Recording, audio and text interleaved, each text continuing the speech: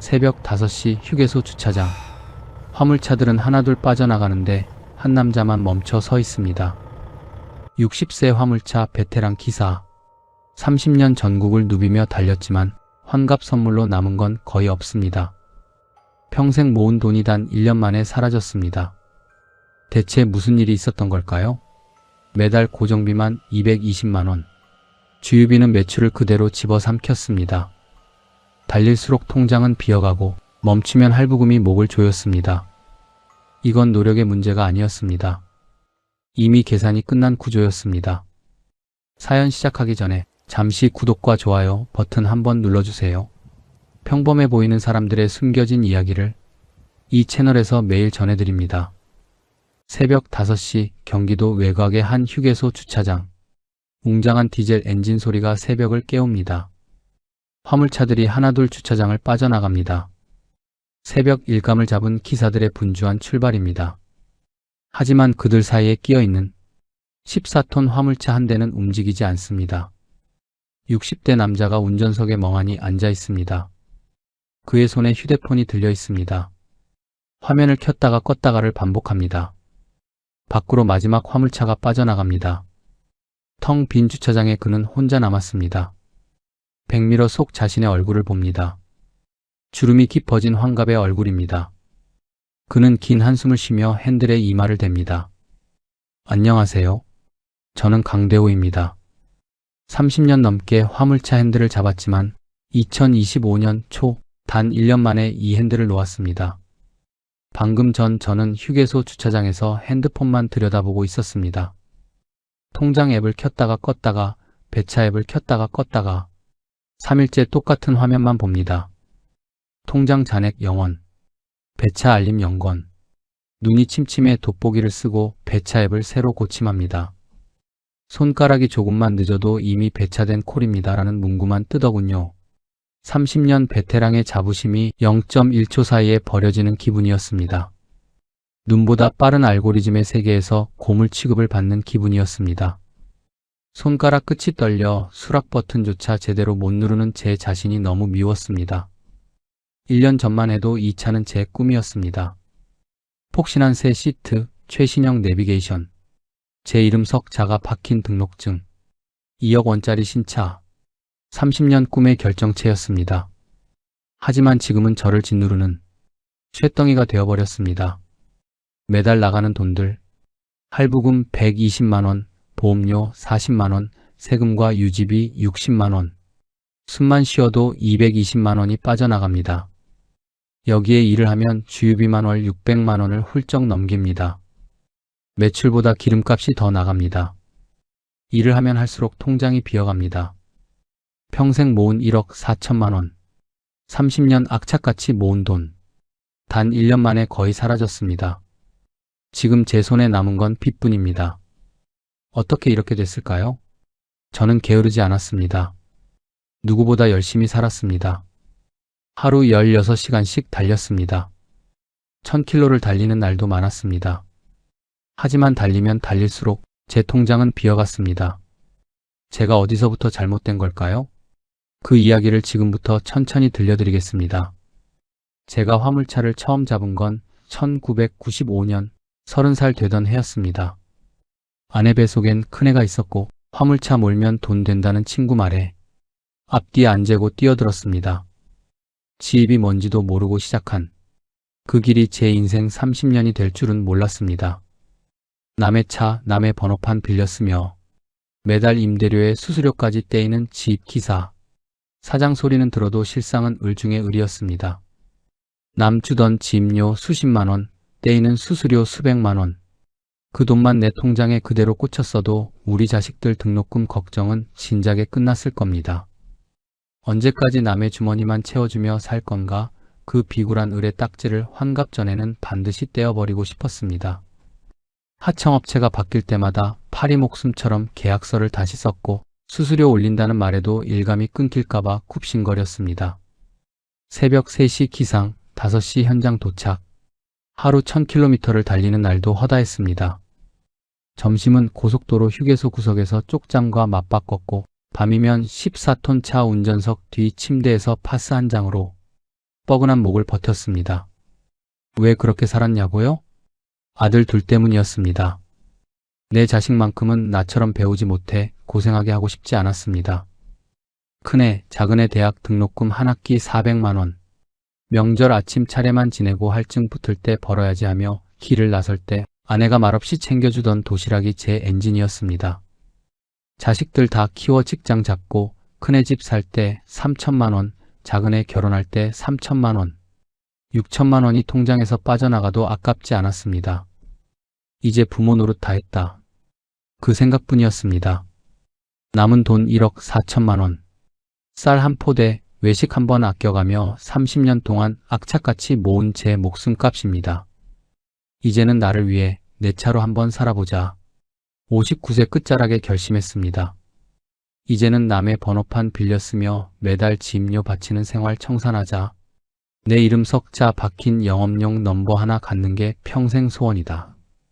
대리점에서 본 2억 원짜리 신차, 그리고 내 피 같은 돈으로 산 노란색 영업용 번호판.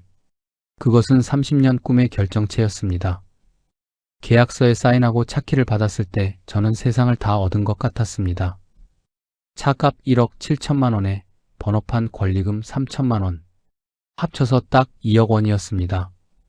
번호판 값 3천만 원은 현금으로 줘야 한다기에 먼저 치렀고 남은 현금 1억 1천만 원은 차값 선수금으로 밀어 넣었습니다. 그렇게 평생 모은 1억 4천만 원이 단 하루 만에 통장에서 사라졌습니다. 모자란 차값 6천만 원은 할부로 돌렸습니다. 월 120만 원씩 5년. 남들은 환갑에 무슨 빚이냐고 걱정했지만 저는 자신 있었습니다. 남 주던 지입료와 수수료만 아껴도 할부금 갚고 노후 자금 모으는 건 일도 아니라고 생각했으니까요. 핸들을 잡으니 30년 묵은 한이 풀리는 것 같더군요. 그날 저녁 집으로 돌아오는 길에 라디오를 켰습니다. 뉴스에서 흘러나왔습니다. 건설 경기 침체 우려. 전국 착공 물량 감소세. 손을 뻗어 라디오를 껐습니다. 알고 있었습니다. 건설 경기가 무너지면 자재 납품 업체가 쓰러지고 그 여파가 공장까지 번진다는 걸. 30년 이 바닥에 있었으니 모를 리 없었습니다. 하지만 저는 제 경력을 믿었습니다. 나는 30년 베테랑이야. 나처럼 성실하게 하면 일감은 있어. 지금 생각하면 그게 제 가장 큰 착각이었습니다. 10년만 더 뛰자. 할부 갚고 노후 자금 모아서 아내랑. 그때부터는 여행만 다니는 거야. 그 다짐이 지옥으로 가는 카운트다운인 줄은 꿈에도 모른 채 말입니다.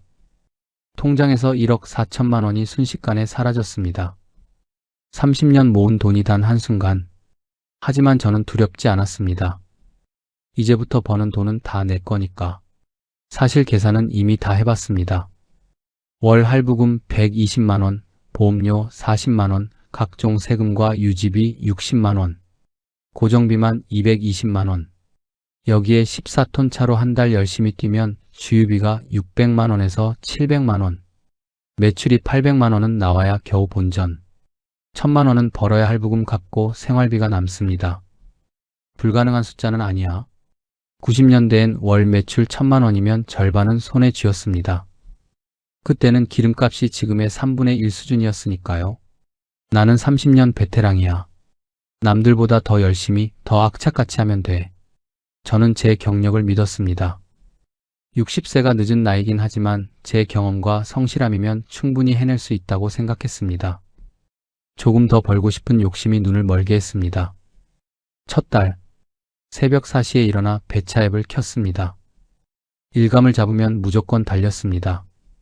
하지만 뭔가 이상했습니다. 배차 앱에 뜨는 일감이 예전보다 눈에 띄게 적었습니다. 왜 이렇게 콜이 없지? 처음엔 건설 현장 콜만 줄어드는 줄 알았습니다. 아파트 공사가 줄었으니까 철근, 시멘트 배송이 줄었겠지. 괜찮아. 공장 원자재도 나르고 사료 배송도 있잖아. 하지만 며칠 지나니 전체가 무너지고 있었습니다. 건설 경기가 무너지니까 철강 업체들 주문이 끊겼습니다. 이 업체들이 문을 닫으니까 그 업체의 원자재를 대던 공장들도 가동을 줄였습니다. 공장이 멈추니까 완제품 운송도 줄었습니다. 경기가 나빠지니까 축산 농가들도 사료 주문을 줄였습니다. 건설, 납품, 공장, 유통, 화물. 줄줄이 무너졌습니다. 배차 앱을 자세히 봤습니다. 늘 화면을 가득 채우던 일감들이 보이지 않았습니다. 평소 아침이면 수십 페이지씩 올라오던 건설 자재 콜이 오늘은 단 한 페이지도 채우지 못했습니다. 새로 고침을 수백 번 눌러봐도 공장 원자재 콜은 가뭄에 콩 나듯 하나씩 올라왔다 사라질 뿐이었습니다.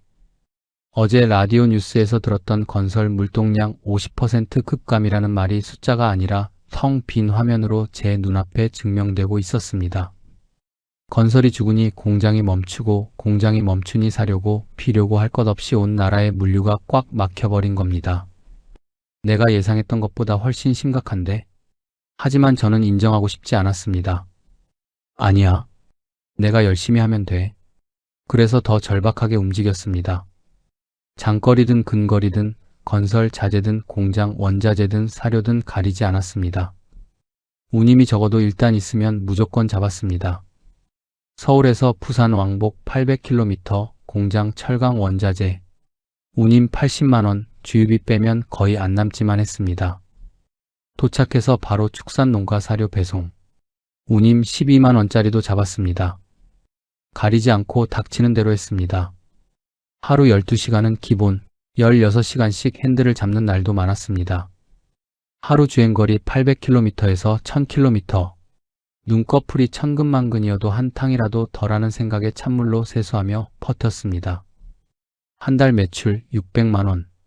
예전 같으면 800만원은 벌었을 텐데 600만원밖에 안 됐습니다. 하지만 다음 달엔 더 잘하면 돼 하고 넘어갔습니다. 주유소에 들어갈 때마다 가슴이 철렁했습니다.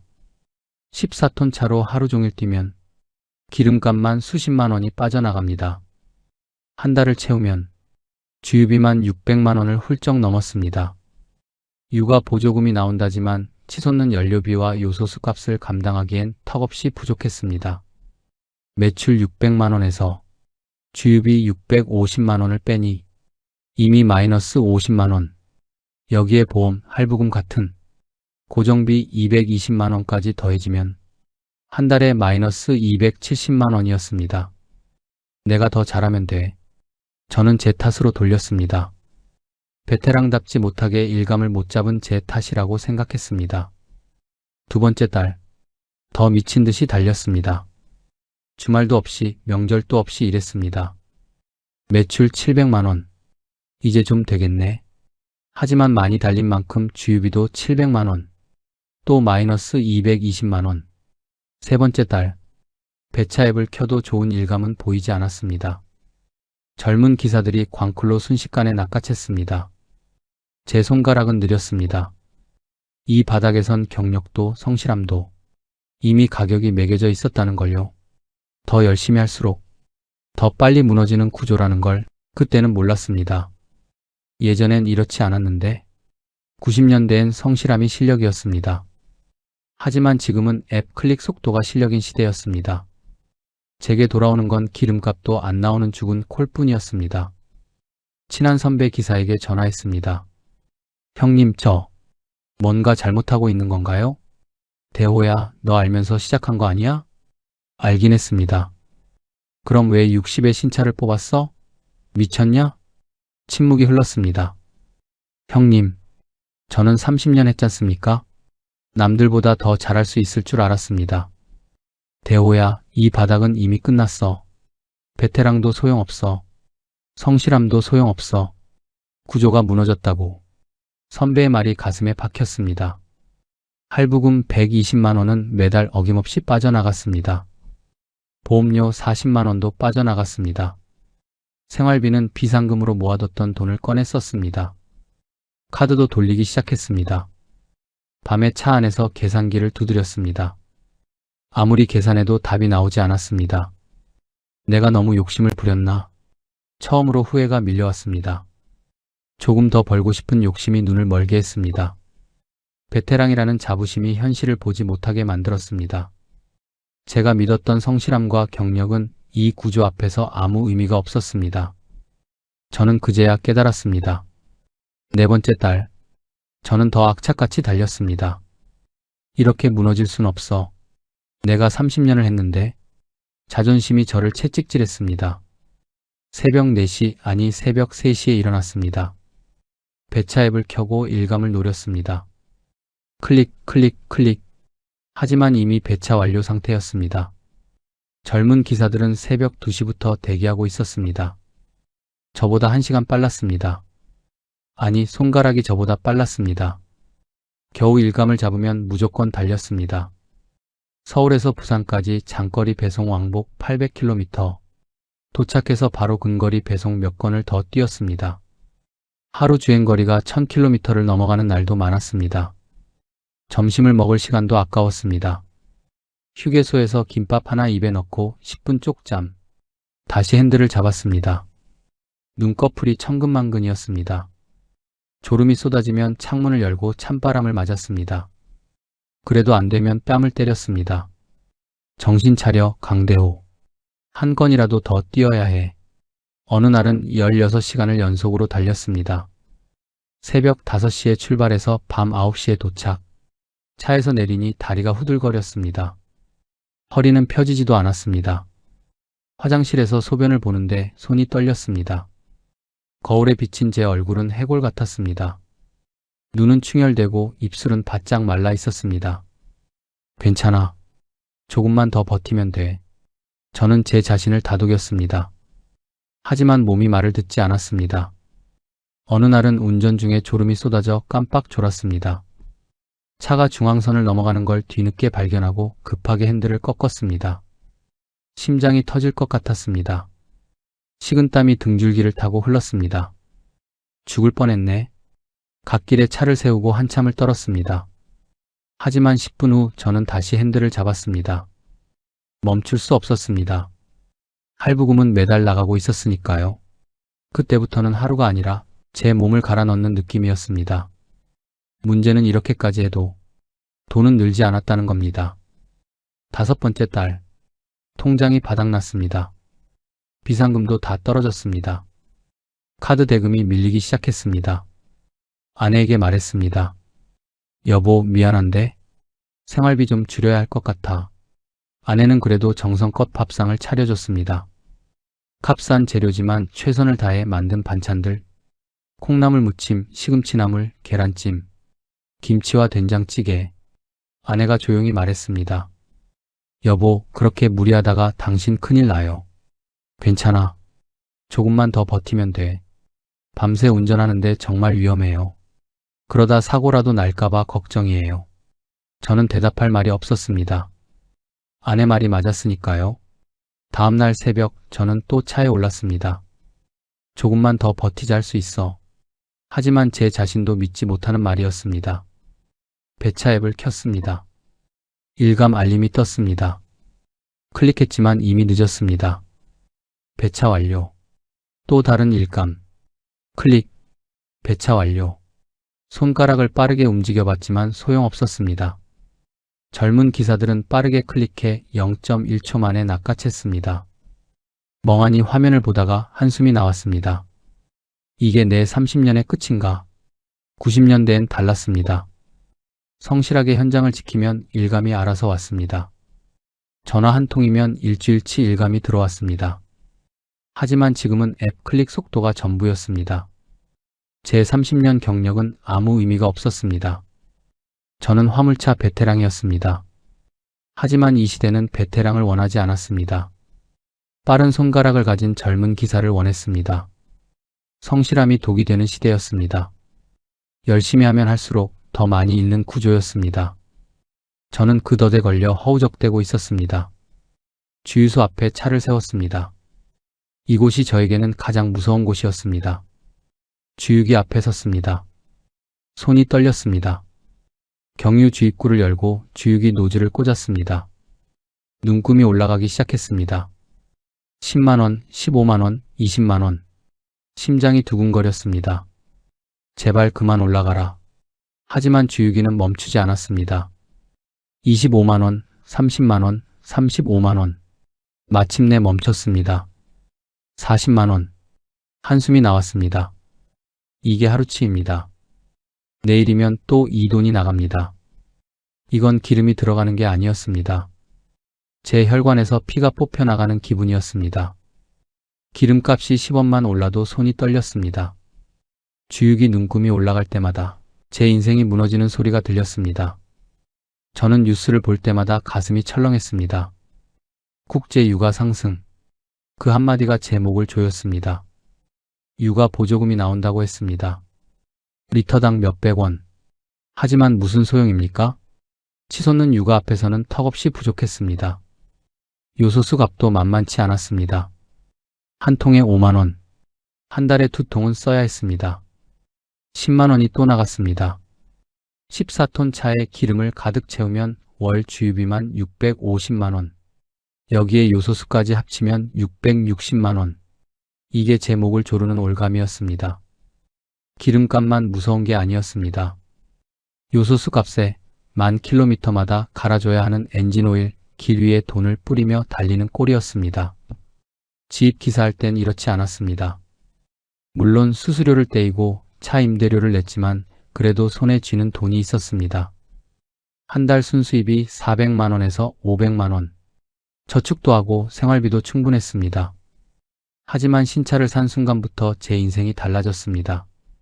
매출 700만 원을 올려도 주유비 700만 원이 빠져나갔습니다. 고정비 220만 원까지 빼면 마이너스 220만 원. 일을 하면 할수록 빚이 늘었습니다. 어느 날 주유소에서 젊은 기사를 만났습니다.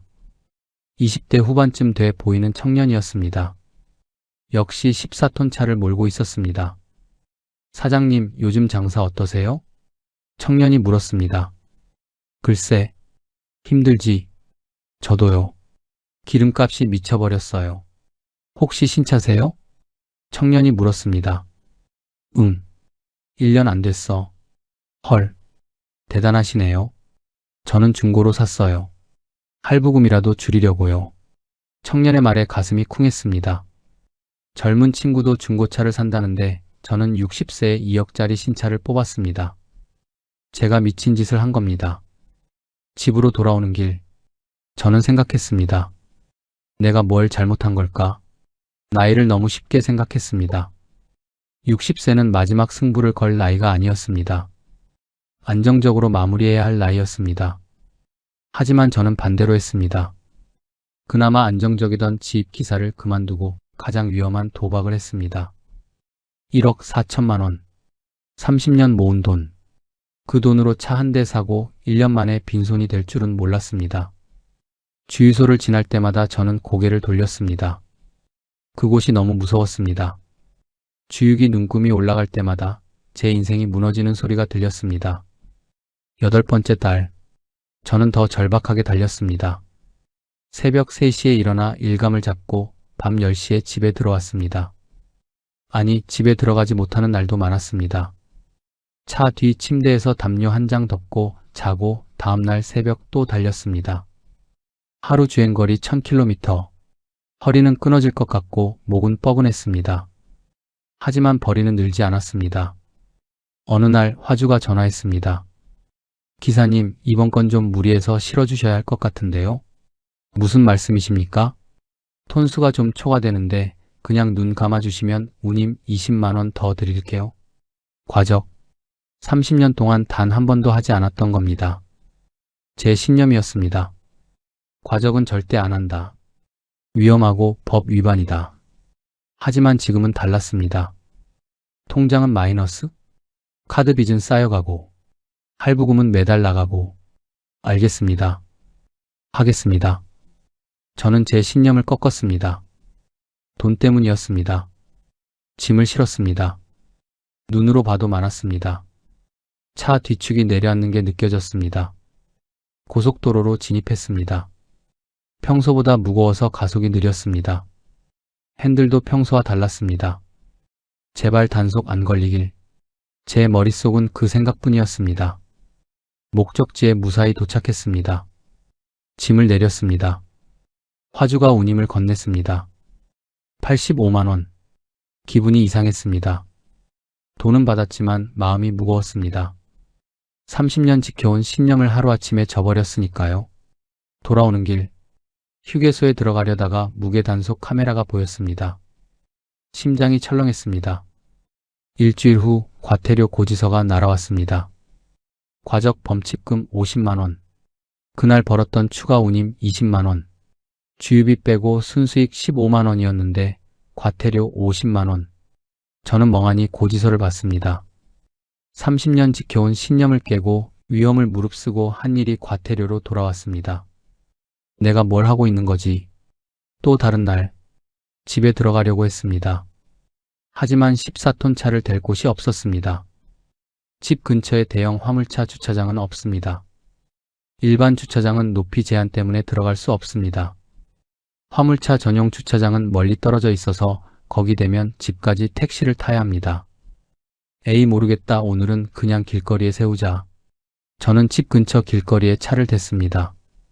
집으로 들어갔습니다. 다음날 아침 차로 나가보니 앞 유리창에 딱지가 붙어 있었습니다. 주정차 위반 8만 원. 알고 있었습니다. 하지만 어쩔 수 없었습니다. 대형 화물차를 주차할 곳이 집 근처 아예 없었으니까요. 그날 번 운임비에서 주유비 빼면 순수익 9만 원, 과태료 8만 원 내면 순수익 1만 원, 하루 종일 달려서 1만 원. 저는 차 안에서 울었습니다. 왜 이렇게 됐지? 다음 날도 같은 상황. 집에 차를 대려면 딱지 뗄 각오를 해야 했습니다. 또 8만 원. 주유비를 빼면 순수익이 마이너스였습니다. 배보다 배꼽이 더 큰 상황이었습니다. 한 달 동안 쌓인 과태료. 과적 50만 원. 주정차 위반 16만 원. 신호위반 6만 원. 총 72만 원. 급하게 서두르다 신호위반도 했습니다. 짐을 더 싣고 싶어 과적도 했습니다. 주차할 곳이 없어 길거리에 세웠습니다. 모두 돈 때문이었습니다. 생존 때문이었습니다. 하지만 결과는 더 많은 빚이었습니다. 9번째 달, 뉴스를 봤습니다. 건설 경기 한파, 전국 건설 현장이 눈에 띄게 줄었다는 뉴스, 화물 물동량 급감, 화물차 공급 과잉. 배차 앱을 켜봤습니다. 일감 자체가 없었습니다. 전국적으로 건설 현장이 멈췄습니다. 신규 아파트 착공이 반토막 났습니다. 공장 가동률이 떨어졌습니다. 나를 짐이 없었습니다. 선배 기사에게 전화했습니다. 형님, 요즘 일감 어떠십니까? 대호야, 나도 일주일째 집에서 쉬고 있어. 일이 없어. 그렇습니까? 이 바다 끝났어. 건설 경기가 무너지니까 우리도 무너지는 거야. 이건 제 잘못이 아니었습니다. 구조가 무너진 겁니다. 건설업이 무너지니 화물차도 무너졌습니다. 10번째 달, 통장을 봤습니다. 마이너스 200만 원, 카드 빚 800만 원. 더 열심히 할수록 주유비가 더 나갔습니다. 더 많이 벌려고 할수록 과태료가 쌓였습니다. 제 신념까지 꺾으며 과적을 했지만 결과는 더 큰 빚이었습니다. 성실함이 독이 되는 시대였습니다. 밤에 차 안에서 멍하니 앉아 있었습니다. 이제 정말 끝인가? 60세에 던진 마지막 승부수. 그게 저를 나락으로 떨어뜨렸습니다. 11번째 달, 저는 결단을 내려야 했습니다. 더 이상 버틸 수 없었습니다. 통장은 마이너스, 카드 빚은 쌓여가고 다음 달 할부금을 낼 돈이 없었습니다. 중고차 매물 사이트를 열었습니다. 손이 떨렸습니다. 14톤 화물차 시세를 검색했습니다. 제 차와 같은 연식, 같은 모델. 매물은 많은데 사는 사람이 없었습니다. 화물차 시장이 완전히 얼어붙었습니다. 중고차 상사에 전화했습니다. 14톤 차 팔려고 하는데요. 연식이 어떻게 되세요? 1년 됐습니다. 아, 요즘 화물차 시장이 완전히 죽었어요. 사려는 사람이 아예 없어요. 여러 곳에 전화했습니다. 모두 같은 대답이었습니다. 시장이 안 좋아서요. 화물차 사는 사람이 없어요. 결국 1억도 안 되는 금액에 팔기로 했습니다. 자산이라 믿었던 번호판 값까지 똥값이 되었더군요. 경기가 죽으니 화물차 하겠다는 사람이 없어 번호판 권리금이 사라져버린 겁니다. 2억 원 주고 산 꿈이 1년 만에 반토막도 안 되는 돈이 되어 돌아왔습니다. 남은 할부 원금 갚고 그동안 쌓인 카드 빚 메우고 나니 평생 모은 1억 4천만 원은커녕 오히려 2,500만 원을 더 내야 차 키를 넘길 수 있다는 정산서가 날아왔습니다. 그제야 분명해졌습니다. 제가 무능해서가 아니었습니다. 이 나이에, 이 구조에 애초에 출구는 없었습니다. 하지만 거기서 끝이 아니었습니다. 통장 마이너스도 메워야 했습니다. 다 갚고 나니 손에 남은 돈은 평생 모은 돈의 10분의 1도 안 됐습니다. 아내가 저녁을 차려놓고 기다리고 있었습니다. 저는 식탁 앞에 앉았습니다. 밥을 먹을 수가 없었습니다. 목이 메었습니다. 한참을 그렇게 앉아있다가 입을 열었습니다. 여보. 왜요? 미안해. 아내가 놀란 듯 저를 봤습니다. 내가 너무 고집을 부렸어. 목소리가 떨렸습니다. 차 팔았어. 아내는 잠시 아무 말이 없었습니다. 그러다 조용히 말했습니다. 당신 고생 많았어요. 아내의 눈에 눈물이 고였습니다. 아내는 말없이 제 거친 손등을 문질렀습니다. 평생 핸들을 잡아 굳은 살이 박히고 마디가 굵어진 제 손목을 보며 아내가 울먹였습니다. 여보, 돈은 다시 벌면 되지만 당신 몸은 하나뿐이잖아요. 이제 우리 그만해요. 그 말에 저는 참았던 눈물을 터뜨리고 말았습니다. 우리 그냥 평범하게 살아요. 저는 아내 손을 잡고 한참을 울었습니다. 60세 남자가, 환갑을 맞은 남자가 식탁 앞에서 울었습니다. 30년을 달렸는데 평생 모은 돈이 다 날아갔어. 괜찮아요. 우리 건강하잖아요. 다시 시작하면 돼요. 아내는 그렇게 말했지만 저는 알았습니다. 다시 시작할 나이가 아니라는 걸. 60세는 끝을 준비해야 할 나이라는 걸. 2025년 초, 저는 환갑을 맞았습니다. 차를 넘겼습니다. 할부금을 갚고 빚을 정리했습니다. 평생 모은 1억 4천만 원. 1년 동안 쏟아부은 돈까지 합치면 훨씬 더 많았습니다. 하지만 손에 남은 건 얼마 안 됐습니다. 통장을 봤습니다. 30년 모은 돈이 1년 만에 거의 사라졌습니다. 저는 한참을 멍하니 앉아 있었습니다. 이게 30년의 끝인가? 화물차 30년을 몰았습니다. 평생을 성실하게 살았습니다. 비가 오나 눈이 오나 현장을 지켰습니다. 늦은 적 한 번 없었고 사고 한 번 낸 적 없었습니다. 하지만 60세에 던진 마지막 승부수는 저를 나락으로 떨어뜨렸습니다. 너무 늦은 나이에 시작했습니다. 경기를 너무 쉽게 봤습니다. 제 경력만 믿고 덤볐습니다. 90년대 방식은 더 이상 통하지 않았습니다. 기름값이 매출을 넘어섰습니다. 건설 경기가 무너지며 일감이 사라졌습니다. 성실함으로 극복할 수 있는 문제가 아니었습니다. 그날 밤 저는 한참을 차 없는 주차장을 바라봤습니다. 30년 동안 제 삶이었던 그 자리가 텅 비어 있었습니다. 화물차 기사 강대호. 그 이름도 이제 내려놓아야 할 때였습니다. 환갑날이었습니다. 집으로 찾아온 두 아들이 두툼한 봉투를 건넸습니다. 형이랑 제가 모았어요. 아버지, 그동안 너무 고생하셨잖아요. 봉투를 열어보는 제 손이 떨렸습니다. 미안함에 목이 메어 고개를 들 수 없었습니다. 미안하다. 아버지가 욕심부려서 너희한테 물려줄 것도 하나 없이 다 날려먹고. 제 말에 작은 아들이 제 손을 꼭 잡았습니다. 아버지, 그게 무슨 말씀이세요? 저희 다 키워주시고 대학 보내주시고 결혼까지 시켜주셨잖아요. 맞아요. 아버지가 저희한테 해주신 게 얼마나 많은데요? 이제는 아버지 인생 사세요. 내려놓으셔도 돼요. 큰아들이 말했습니다. 그제야 알았습니다. 제가 물려주고 싶었던 건 돈이었지만 아이들이 물려받은 건 제 30년의 성실함이었다는 것을요.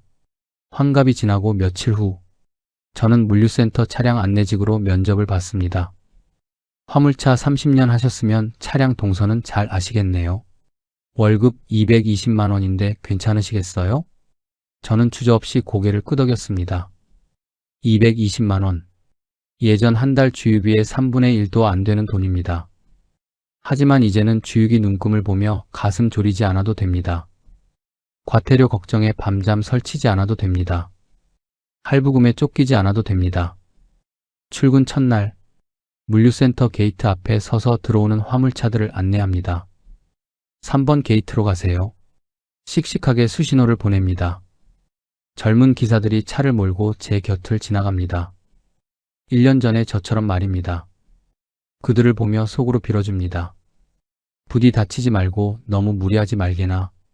퇴근길, 버스 창밖으로 고속도로 위를 달리는 화물차들을 봅니다. 예전 같으면 저도 저 불빛 속에 있었겠지요. 새벽부터 밤까지 1000km를 달렸을 겁니다. 주유소에서 손 떨며 40만 원을 내고 휴게소에서 쪽잠을 자며 과태료 걱정에 가슴 졸이며. 하지만 이제는 아닙니다. 집에 들어와 거울 속 제 얼굴을 봅니다. 주름은 깊고 흰머리는 희끗희끗하지만 눈빛만큼은 평온합니다. 저는 비로소 저 자신에게 말해줄 수 있었습니다. 대호야, 선택은 틀렸을지 몰라도 내 인생은 틀리지 않았어. 너는 정말 성실하게 잘 살았어. 30년. 저는 열심히 살았습니다. 비가 오나 눈이 오나 현장을 지켰습니다. 가족을 위해 헌신했습니다. 마지막 1년은 실수였습니다. 60세에 던진 승부수는 잘못된 선택이었습니다. 제 경력을 과신했고 구조의 변화를 몰랐습니다. 하지만 그 1년의 실수가 제 30년을 부정하진 않습니다. 저는 좋은 아버지였습니다. 성실한 기사였습니다. 그건 변하지 않는 사실입니다. 어느 날 저녁, 아내와 산책을 했습니다. 후회돼요? 아내가 물었습니다. 후회는 되지. 하지만 최선을 다했어. 그건 확실해. 그럼 됐어요. 우리 건강하잖아요. 이제부터 차근차근 다시 모으면 돼요. 아내는 그렇게 말했습니다. 저는 아내 손을 꼭 잡았습니다. 30년 동안 말없이 도시락을 싸주던 손. 제가 무너질 때 옆에서 지켜준 손. 이제는 그 손을 제가 더 꽉 잡아주려 합니다.